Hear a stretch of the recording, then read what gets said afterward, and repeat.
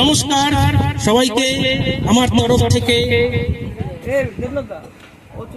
শুভেচ্ছা এবং এবং যারা বয়োজ্যেষ্ঠ আছেন আমার তরফ থেকে তাদেরকে প্রণাম জানিয়ে আমার আজকের এই বক্তব্যটা শুরু করতে চলেছি।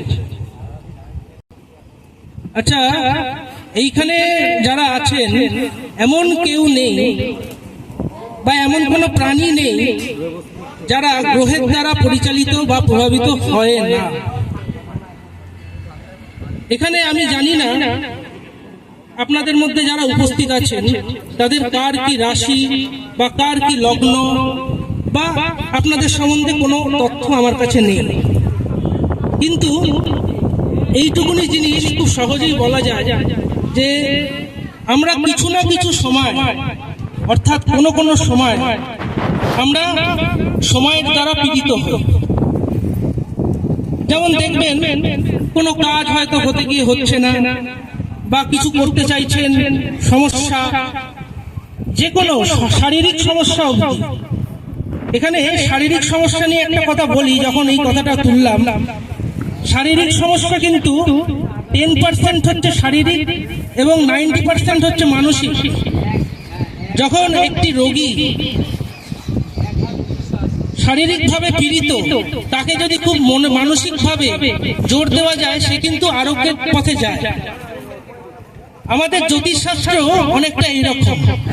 আমরা কিন্তু কাউকে সারাতে পারবো না শারীরিকভাবে, কিন্তু আমরা তাকে খুব মানসিকভাবে জোর দিতে পারবো এবং সে তার দ্বারাই সে কিন্তু তার অনেক সমস্যাকে পেরিয়ে যাবে। আচ্ছা, এইবারে আপনাদেরকে আজকে যে বিষয়টি আমি ভেবেছি বলবো, সেটি এখন বলবো। মনে করুন খুব সমস্যায় আছেন, কোন রকম সলভ হচ্ছে না, তখন আপনারা যখন স্নান করবেন তখন একটা টিপস আপনাদের আজকের জন্য আমি দিয়ে দিচ্ছি। আপনারা ভালো দশকর্মার দোকান থেকে মহৌষধি বা সর্বৌষধি জোগাড় করবেন। দেখবেন অনেকে যারা পুজো পাঠের সঙ্গে যুক্ত আছেন, দেখবেন দুর্গাপুজোয় লাগে দুর্গা ঠাকুরের যে স্নানের যে উপকরণগুলো, তার মধ্যে সর্বৌষধি এবং মহৌষধি থাকে। এই সর্বৌষধি মহৌষধি প্রপার যদি হয়, সেটিকে কালেক্ট করে রাখবেন এবং সাদা সর্ষে কালেক্ট করতে হবে।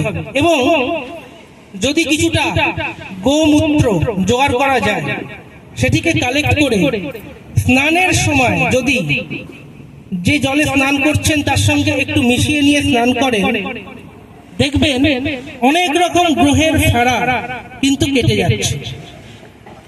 আশা করব আপনারা সবাই এই জিনিসটি একটু প্রয়োগ করে দেখবেন এবং কোনো রকম সমস্যা হলে ভবিষ্যতে আমার সঙ্গে অবশ্যই যোগাযোগ করতে পারেন।